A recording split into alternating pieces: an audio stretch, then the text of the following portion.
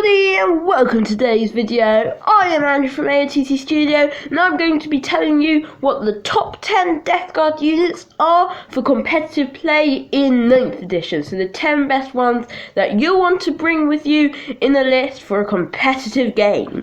So, in number 10 we have got Poxwalkers. Now beforehand in my 8th edition list these were up in 3rd place. However, they didn't really receive any good buffs in War of the Spider, and with 9th edition they have gone up with 2 points. By 2 points, so from 5 to 7 points, and at 7 points a model they're really not that effective because you can't put a massive big ton of them like 100, 200 in a list, and also with the blast weapons they've got a little bit worse. The only good thing is if you put them in like a small squad and then you give them lots of buffs, but in a 2k like Miasma Pestilence, Projection Vitality, so you can make them like T5 with toughness and the psychic power and neg 1 to hit. However, you can't do this on a large scale, and in the end it's not really that useful unless you just want a few to sit on the back objective. So unfortunately they are one of my favourite units, but they've got a lot worse and they're down to 10th on this list. Then next up in 9th place we have the Demon Prince of Nurgle. Now this has gone quite a bit up in points to I think around 180 if you have it with wings. However, it's quite good to get those rerolls with ones where a Chaos Lord might quite easily die and get sniped. These are very tough, and you can also put Arch Contaminator and some, of course, other warlord traits and stuff to give it some buffs around it, especially if you've got like Mythic Blight-Haulers and other stuff around it. And of course you can put the relic on it that gives the nearby demon engines 4-up invulns, and it's very good if you want to go out the field with some demon engines, and it's also quite good in melee, so sometimes worth putting some in your list. Next up in 8th we have got the Plague Burst Crawler. Now the Plague Burst Crawler was probably one of the best Death Guard units. However, it has seen a massive points increase, but it's still very good for its value, and with War of the Spider and 9th edition rules, it's got some quite good upgrades. So of course the Plague Burst Mortar is now a blast weapon, so if there's 6 or more you're going to get minimum 3 shots. 10 or more in the enemy unit you're going to get max shots, which is really nice.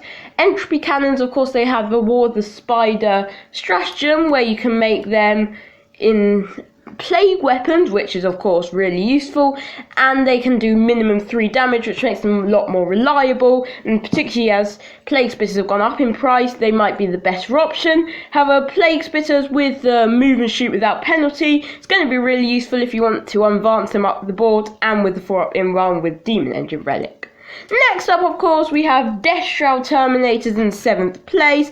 They have got worse, unfortunately. They received a massive points increase, I think about 5 points a model. However, they're still quite good. They've got some nice War of the Spider stuff. You can add 6 inches to the range of their plague weapons, so you can deep strike them in, and they can be 12 inches, 46 shots, 301, rerolling failed wound rolls. Of course, they have the Bodyguard, which is really useful. Bodyguard trait on the 2-up, they intercept a wound instead of a nearby character, and they are really good at melee. 13 attacks, 8 minus 3d3 for only about 150 point unit. So what I like to do is have one of these in my list, and if the enemy has snipers I'll use them as bodyguard, of course using the Cloud of Fly stratagem so they can't be targeted otherwise. However, if the enemy doesn't have any snipers then they won't be needing that way, so I'll just deep strike them and they'll come in and they'll absolutely annoy the opponent in melee, and also they'll force them to have something more secure on their back objectives so they don't get, which will mean they'll have less things to focus on killing my army. So of course very useful. Next up we have got the Plague Marines. Now these have gone up 2 points, which is 16 to 18 points, so it's fairly average. They're pretty much the same, useful, quite resilient, can put out a bit of firepower with their bolt guns, nothing particularly special. Maybe you want a few of them to fill out some troop slots, get a small bit of firepower, some objectives. They're decent in melee, you can give them flails, these are quite expensive. So, around the board, decent troop unit, nothing special, but probably the best troop unit in the Death Guard Codex at the moment, so I'll probably put a few in. Next up in 5th place we have got the Malignant Playcaster. This is a really nice model for psychic support. 2 psychic powers, 100 points, very simple. Of course, I have done a separate video on how to make the best use out of Death Guard Psychers, which I will put in the description below. But in essence, bit of damage, bit of buffing up your units, quite useful. I like to try and make my best out of the psychic phase, so I put a couple of these in my list. Next up in 4th place we have got Typhus, a named character.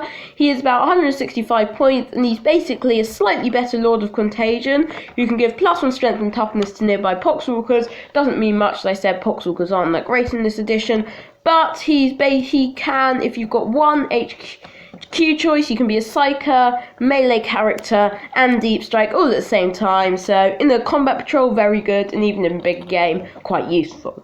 Next up in 3rd we have got the Mephilic Blight-Haulers. We're starting to get to the really good units. They went down in points and they're now only 100 points a model. If you have 3 of them you get +1 to hit rolls, so you can have for 300 points a lot of attacks, do some damage. And of course there's the War of the Spider relic, which I would certainly recommend putting a Demon Prince with that War of the Spider relic, maybe next to 6 of them charging up the field, and then they'll all have a 4-up invulnerable save.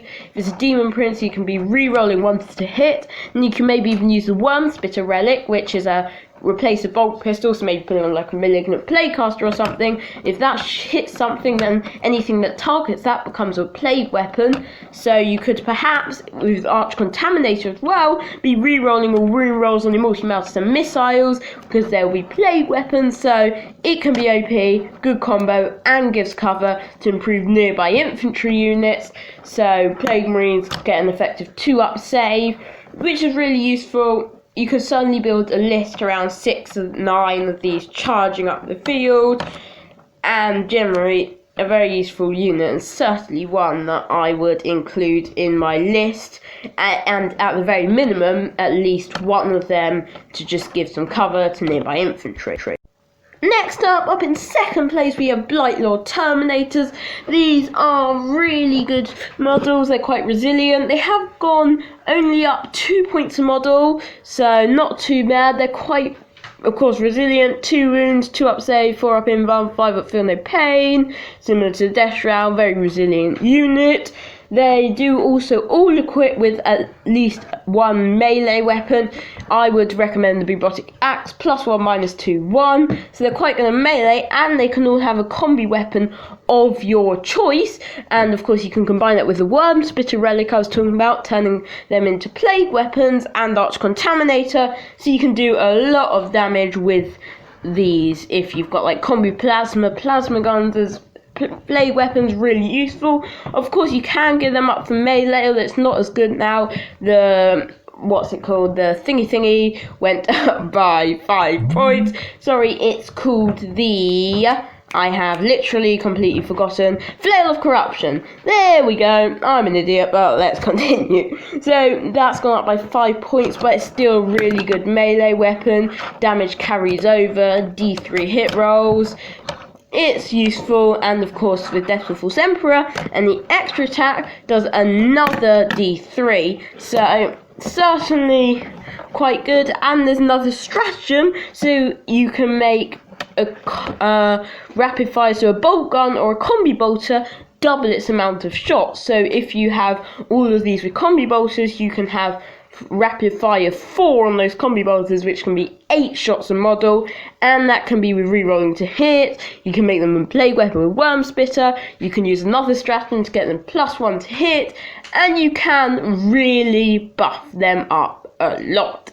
Now, just before I get on to my number 1 spot, I'm going to do a couple of honourable mentions that didn't quite make this list. The Noxious Blightbringer can make your models move faster, can have a relic, which means nearby models go in a 5-up invuln, apart from Poxwalkers and Cultists. Quite useful, probably want one of them in your list. Same with the Tallyman, gives a small chance of CP refund, and also gives some rerolls in the fight phase, and doesn't cost many points, only about 60, so also probably worth it.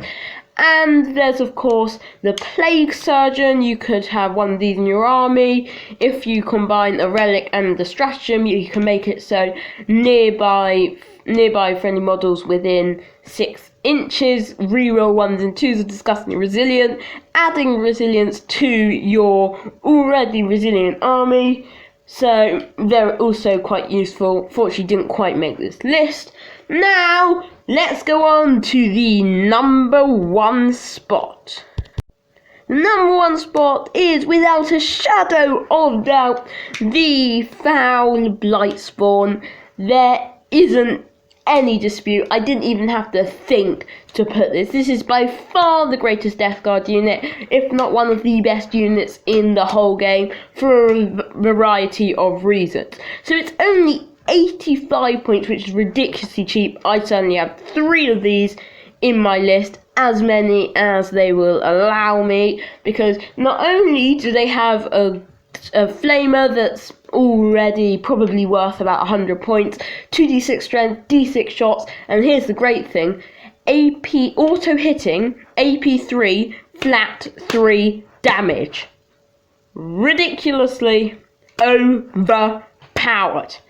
And that's just for an 85 point model, yet we are nowhere near the best part of this unit. This was number 1 in 8th edition, and now it's got 10 times better. So let's actually go on to it. So this flamer basically just eats custodians for breakfast. It's super OP. It's really good against any sort of model: tanks, knights, custodies, marines, primaris, even hordes. It can kill a few.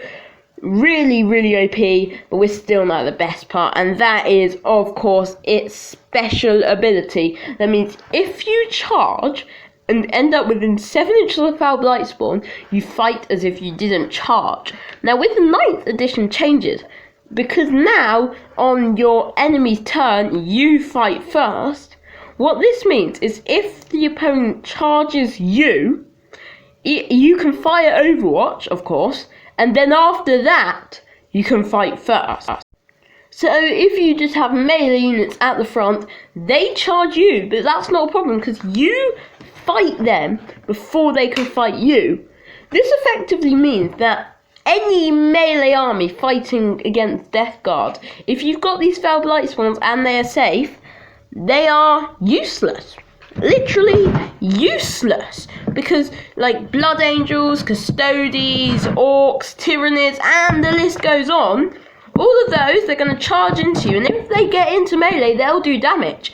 But they won't, because you'll be able to eliminate at least half of that squad before they get to fight back at you, especially as Death Guard have some good melee options: Plague Marines, Terminators, Laws of Contagion, Demon Princes, etc. And even if it's not a melee unit, you can always heroically intervene with like a Demon Prince or something. So you are untouchable in the opponent's fight phase. You will do more damage than they do to you, and you also don't need to get worried about them killing your Foul Blightspawn, because if they want to charge it, well then it's going to be shooting its flamer at them as Overwatch, which I promise you is not something your enemy wants it to do, because of course it's auto hitting. And of course, even if it does get in, heroically interventions are a thing, and of course then that character will fight first, but heroically intervene, because unfortunately they don't have a melee weapon. So it's so stupidly OP, and I would certainly take these in your army. I think it would be worth even spending Death Shroud on being bodyguards for these, because that's how useful they are. You need them in your list. It's going to massively improve your Death Guard list, and so, of course, if they want to shoot you, you're a character, they can't hit you, unless you've got, of course, they've got snipers, but then you can have Death Shroud Terminators, and it's all okay. So that about wraps it up for today's video. One thing is, you might actually ask is, why wasn't the photo bloat drone in? It's gone up too much in points. If you have a 2 plague spit, it's now 155 points. So rubbish, it couldn't even make the top 10 or even the honourable mentions, considering it was 6 last time. Such a shame. So hope you enjoyed. If you did, of course, hit that like button, subscribe, turn on notifications. I release great Warhammer content. I do hope you enjoyed. Thanks for watching. Bye.